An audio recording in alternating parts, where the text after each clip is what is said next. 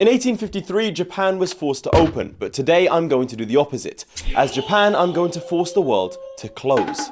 To do this, I will seize every strait and use careful diplomacy to stop all trade flowing through, and thus crash the world economy, leaving us in the clear thanks to a policy of isolationism. This is Victoria 3, a game that fully simulates the 19th century world economy, whilst also allowing you to immerse yourself in the culture of the times. Paradox has sponsored this video for me to show you the Great Wave DLC, which brings features such as the ship designer, which I will use to build ships to hold the world economy hostage. If you want to try it out for yourself, then check out the link in the comments down below. Clicking on it also tells them that I've done a good job and helps me pay my rent, so click on it. The game starts in 1836 and ends in 1936, so we have roughly 100 years to go from an agrarian society to a modern juggernaut. All of this without betraying our shogunate traditions, because I've watched The Last Samurai and I think it's a documentary. We begin in 1836 with Japan ruled by the Tokugawa shogunate. I mean, definitely ruled by the emperor. From here we could take Japan into several directions. We could become a parliamentary republic, create an anarchist commune, or even take over strategic tolls using gunboat diplomacy to ruin the world economy. For now though, we have the locked country and the Tenpo crisis to deal with. The former we're going to ignore because what could happen to possibly end 200 years of isolation? For the second, we have a bit of a starvation crisis on our hands, which we're going to deal with by telling people to avoid luxuries like eating food. However, to stop any radical ideas forming like class consciousness, we do need to build a load of rice fields. This is because a fed peasant tends to get eepy and then not revolt. Here though, I've made a mistake. I've forgotten that this is an economic simulator, so to build farms I need construction centers. For that I need iron, so I need to build iron mines. For iron mines I need tools, for tools I need lumber, and I'm suddenly feeling the urge to run off into the forest and not deal with any sort of production chains whatsoever. And it looks like I'm not the only one. After a few years we've defeated the rice hoarding. Presumably from the shock of actually helping the peasants instead of forcing them to complete Sudokus, our emperor drops dead. Sensing weakness, some Austrian merchants attempt to rush our ports in order to trade, but fortunately, we have guns. However, I have a sneaking suspicion, somehow, that this is not going to be the final time that the West is going to try and force our ports open, and so I start building naval fortifications. This has the definitely unintended side effect of giving us more control over the region, allowing us to collectivize and confiscate the land. Remember, it's not communism if you're wearing a katana. Another tuberculosis-ridden adult coming of age does highlight the standard of living problem we have in Japan. Whilst it has gone up since people were actively dying of starvation, it has been on a steady decline. If standard of living goes below what each social group expects, then they're liable to become a radical. For example, if the upper strata are unable to have any fancy clothing, or the lower strata have had 8 out of 9 children die in childbirth, they're liable to do some mild revolting. To try to make base goods cheaper, I upgrade our farming methods to use fertilizer. The problem is, we don't have fertilizer yet. Considering we are a closed economy, we can't import any either, and so I've done the equivalent of telling our peasants to sort of just throw sand on the field and pretend it's working. I rush to create fertilizer plants, which also require sulfur mines, but it is clear that we are steadily falling behind the rest of the world, with our GDP now at around 12 million and our great power ranking dropping to 17. To remind you, we began this game several decades ago with a great power ranking of 13 and a GDP of 10.8 million. Things could be worse though, we could be British. Currently, the British Radical Revolt is busy executing the king and turning Britain into a republic. Chancellor David McAlpin, who is currently based in Radical British, Malaya, is marching under the banner of industrializing, strengthening the nation's borders, as well as economic imperialism, the last of which might be a concern for us. He's also Scottish, which should be of concern to everyone. Not to be outdone, the Austrians are having a nationalist revolt under Maximilian, so potentially a future ally for us sometime in the 20th century. Despite the widespread shortages, we are now employing more peasants as laborers. This is important for us, as if they farm for themselves, we don't get any taxes, but if they work in a factory, we can garnish their wages. Also, something about bettering their lives, or whatever. These changes are just in time for a new puppet. I mean revered emperor, as our GDP slowly recovers to pre-Laith levels. Let me quickly explain my macroeconomic strategy. As we research new technologies and new production methods, I'm implementing them as quickly as I can, even before we have the proper industry to support that new production method. The reason I'm doing this is that then there is an immediate demand for that new good, meaning factories are profitable off the bat. It's sort of a 3 steps backward, 4 steps forward sort of situation. It works in an authoritarian state where people are just another resource. Speaking of authoritarianism, the daimyo are pressuring us to enact rigid social order. For those new to Victoria 3, your country is made up of various interest groups. Their relevance rise and fall on the basis of the political strength of the members. For example, the daimyo are very powerful politically, even though they have a lack of numbers, meaning we have to listen to what they say. We have no voting system, and so the peasants are largely to be ignored. In terms of laws, we have a bunch that we can change, but we have to bear in mind the interest groups. Here, the daimyo think we are being a little bit lax, and frankly, I agree. So now we wait to see if it'll pass, which it does very, very quickly. And that, ladies and gentlemen, is how you stunt social mobility, with 97% plus of our population experiencing open prejudice. Following on from that, the tempo crisis is quickly coming to a head, finishing in 4 months. If we don't complete one of these sets of agendas within the next 4 months, it's not going to go well for us. But don't worry, I take quick, decisive action to ostracize the leader of the merchants, which does absolutely nothing, and we fail this journal entry. This reverses almost all of our social policies up to this point and puts us on a completely different path, one that I wasn't going to go down. Unfortunately, the peasants are starting to realize that they may also be human. Still, economically, things are a little bit smoother. Our new technology, atmospheric engines, is allowing us to get more out of our mines. Or, well, it would if we had access to coal. So the next natural step is to spam out coal mines en masse. The next few years are characterized by checking what goods we need in our market, and then building buildings that build those goods. You might call it reactive economic management. I call it, help me, I don't know what I'm doing, and there's an economic crisis brewing. Apparently the shogun's eldest son also doesn't know what he's doing, creating a succession crisis. If the samurai were to be involved in the government, it would give me access to this second option, which puts a modernizing heir in the succession. So I do the natural thing and invite the heavily armored military into the government for a little casual coup. After around 5 years, tsunamis and a very hot girl summer... After around 5 years, tsunamis and a hot summer finish off our shogun, allowing our modernizer heir to take the throne. Succession is not something the UK has to deal with because I found out that the Radical Revolt won, they've done away with the king, and become Hungarian. Paradox, is this really the best flag we could come up with? Come on. I am concerned that this is going to spread the ideas of liberty to our nation because standard of living is still declining despite my best efforts. It might have something to do with the rampant syphilis in the army, but I can't prove that. In our timeline, it was in 1853 that Commodore Perry first went to Japan and forced it to open. So when the USA's attitude becomes domineering, I get a little bit concerned. However, it's the Russians that first have a go. No? Oh god, oh boy. Anyone want to help? Looking at the military comparison, they have 77 ships to our 0. I'm not a naval strategist, but that seems really bad. We could simply agree to opening our markets and ending isolation, thus sidestepping the war, but that's the coward's way out, and it's not what Tom Cruise would do. On the bright side, over the past couple of years, I've been rapidly modernizing, passing tenant farmers, as well as building an army. On top of that, we have the reserves in the bank to take the economic hit and conscript our peasants en masse. If you have at least 2 limbs, you're going to the beaches. In Victoria 3, before a war is formally declared, we enter into a period of negotiations to see if one side can get the other to back down. It's a bit like your parents mediating before a divorce before it eventually blows up in your face and you're used as a pawn. In our case, there's nothing for us to negotiate with, and so in the meantime I shore up the defenses before war is declared. It doesn't look like Russia actually expected us to fight, and so their armies are in the west, giving us even more time to mobilize. Frankly, we should be in a good place, provided that the United States of America doesn't also take the opportunity to force our market open. The United States of America then takes the opportunity to force our market open. This might seem really bad, but fortunately we've got standardized filing systems, so we can more accurately erase the names of the dead. Thus, we can claim victory no matter what happens.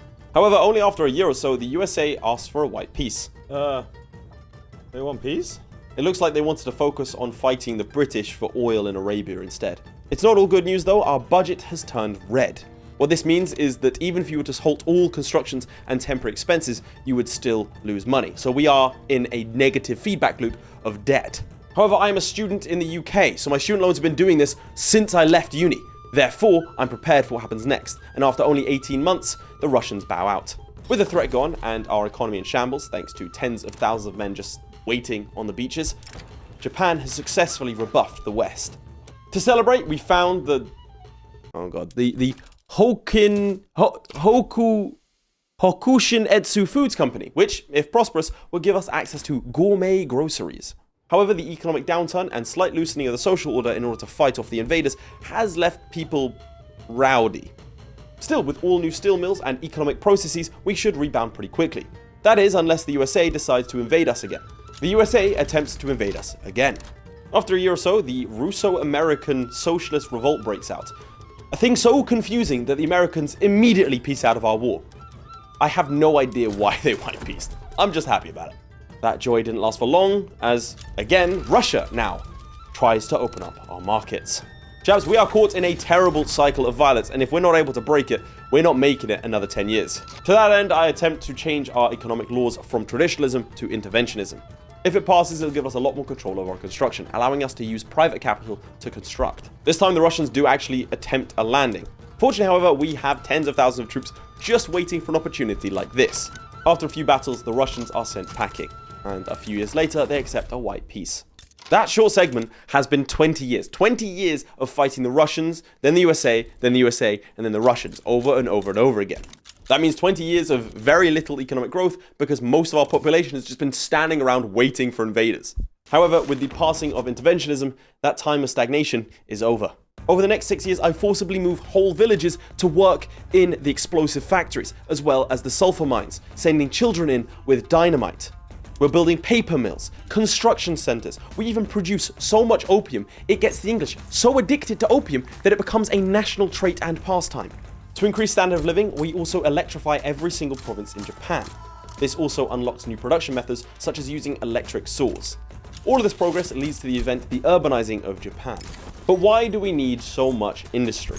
Well, the British have pioneered this new technique. If you have boats, you can go to places where people don't have boats and force them to get you resources to build more boats.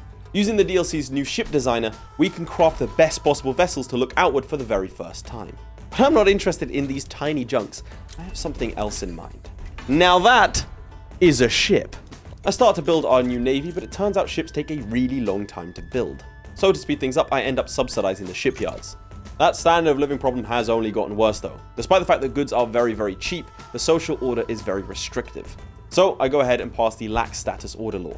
Now, I want to make it clear before I get any sort of reputation out of this, I am not doing this out of benevolence. I'm doing it because I need to exploit the people further. If people are less discriminated against, they will work more and pay more taxes. This loosening of restrictions also allows us a professional army. This means our economy won't collapse because we have to conscript everyone. We'll be able to tough it out a bit better. Now, we do have the Bakufu still in place. We're still holding to our shogunate traditions. But then a new emperor ascends the throne, marking the beginning of the Meiji era. And times are changing. This represents how involved we are in a particular area. We are a regional power in the adjacent areas, but you can't sneeze without the British permission because of their navy. Therefore, we take our new navy and send it to the South China Sea, thus massively increasing our involvement. However, due to our Sokoku isolationist laws, we're not actually allowed to declare any offensive diplomatic plays. We now stand at a crossroads. I don't want to end our economic independence, but I also want to affect the world around me and take revenge for what they tried to do. But I come up with a fantastic solution to fix both of these problems. Changing our law to interventionism, it does end the isolation of Japan. This means we can engage in offensive plays, but to maintain our economic independence, I put tariffs on every single good, both importing and exporting. This means it's prohibitively expensive to both import and export to Japan, thus we are completely economically independent from the world stage. Japan isn't open for business, but it will be taking yours. This triggers a cascade of events at the turn of the century. To begin, we have the struggle over the Ryukyu Islands. Ryukyu has to decide if it's going to go with Mum or if it's going to go with China or Japan. By sending our navy and using religious blackmail, we quickly convince them to join us, thus annexing the islands. More importantly though, we now have to decide the fate of the shogunate.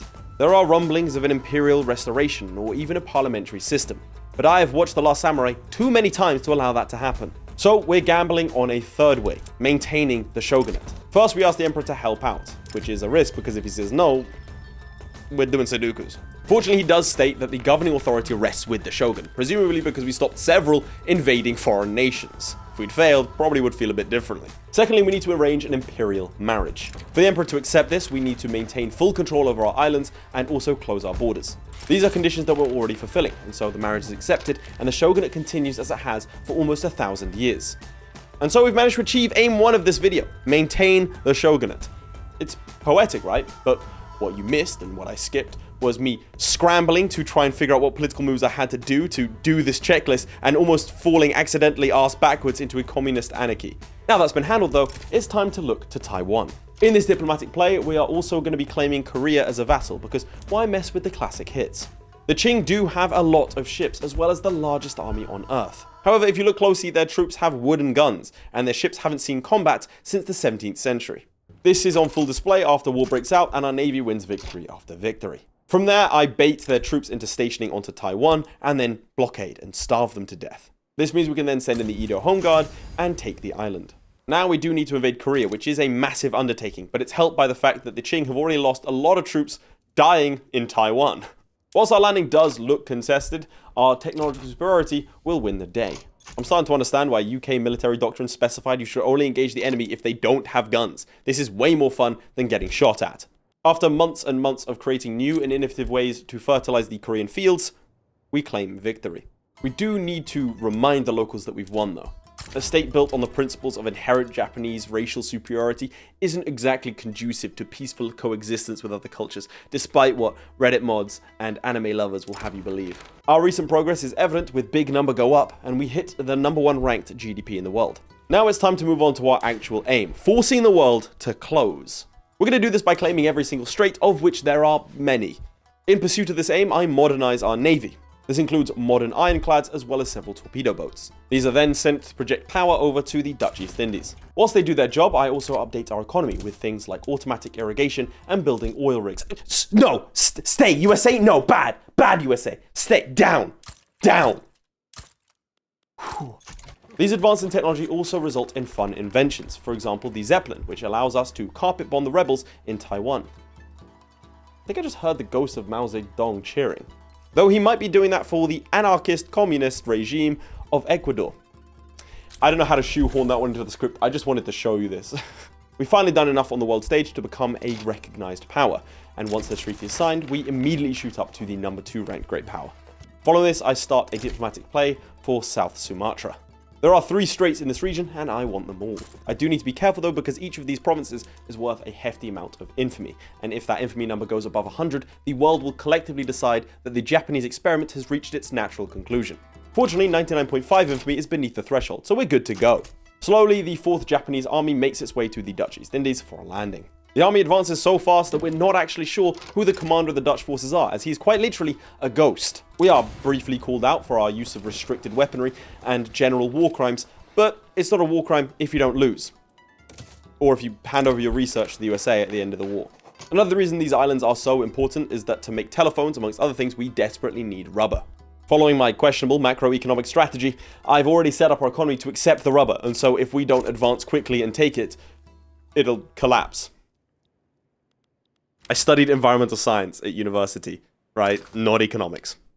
This is the equivalent of coming to the negotiating table with a gun pointed at your own skull. But it does work. We win the war and take the islands, but with some unintentional side effects. If we had been a democracy, then the Red Scare might have been a problem. But with the iron grip of the shogunate still firmly enforced, we can sort of just tell them to not be communist anymore. The year is now 1914, and I'm looking to conquer half of the Strait of Malacca. What I don't realize at this point is that I've accidentally declared war on the British Empire, as well as their allies, the French Republic. Great timing for a world war, and whilst I am the #1 great power at this point, fighting #2 and 3 at the same time might be a bit of a tall ask. Still, we do have a very up-to-date navy with early dreadnoughts. Our early policy of education and university building has meant that we are far ahead of our European counterparts. However, this technological advancement does have drawbacks that we won't see until later. In this war, we're looking to take the Strait of Malacca, as well as Yemen, and also Gibraltar. The quickest way to win a war in Victoria 3 is to invade the enemy's capital directly, and so I set up an invasion of London. Now, before this DLC, you could feed your troops with the power of friendship. But with the new update and new DLC, we have actual logistics, which is good for the game, but bad for me. I'm forced to cancel the invasion because I sent them off without any food, and there are reports of them bleeding from every orifice. Bringing home the troops, I wait to gather supplies as we aim for something slightly closer to home. Whilst we wait, I grant the Huger title of flagship, mainly because of its huger size. I make no apologies. Blockading the enemy troops in Yemen means that our boys can simply just walk in after the corpses starve to death. For this, I used actual troop transports instead of simply cramming as much firepower on a single ship as possible. I'm learning. At the conclusion of this war, and with no one left to stop us, I simply park my ships outside the Strait of Hormuz and politely ask for the land to be given to me. See, diplomacy does work. Now, the only straits we have remaining are the other side of Gibraltar to close off the Mediterranean, the Black Sea, as well as the Danish Strait. I don't know what it's called. I get started by positioning my men in Gibraltar before realizing that I haven't set up supplies and they're all starving to death. A quick retool of the economy to produce supplies and take food away from peasants and give it to the army means that now we're ready to invade Spain. Just for fun, I also asked for all of their money in the diplomatic plays, mainly because they're communist. And well, they don't need it. To be honest though, this had very practical reasons that I'll explain later. To help with our push into southern Spain, I add a little spice to the air. The battles are a bit grindy with tens of thousands of dead on both sides, but with the help of some warrior monks, we push to Madrid. Continuing our campaign in the Mediterranean, we drop anchor outside of Istanbul. The Turks are quite understandably terrified at the sight of the largest navy the world has ever seen dropping anchor. They end up backing down without a fight and the Bosphorus is ours. Not sure what this means or what it does, but apparently it means we've been keeping Kyoto as the technological and cultural capital of the world for 10 years straight. So that's nice. We push north to take the entrance to the Baltic Sea. Here I launch a diplomatic play against the Swedes, who back down again without a shot being fired. Presumably this is because we've discovered how planes work and threatened to kamikaze Stockholm. Our final war is against Denmark, who have somehow ended up as a puppet of Karnataka, a Southeast Indian sultanate. After casually waltzing through Denmark, we then have to invade India to finish the job. Apparently Russia is in this war, with my first notice of that fact being them capitulating and leaving the war. Eventually we get enough war score to demand Zealand, and with that we are in charge of every single strait on Earth. I proceed to build max level naval fortifications in anticipation of what comes next. You see, we have an issue in Japan. Our technological advancements and our policy of forcing them through have produced a boom. But for the past decade, we have been stagnant as we've been unable to produce the raw resources to keep up with our demand. That's right, I've somehow created a carbon copy of Japan's boom and then lost decade. By putting max level tolls on every single strait crossing the world, we begin to rake in around $1 million a week, as the world economy is forced to pay its homage to the Japanese state.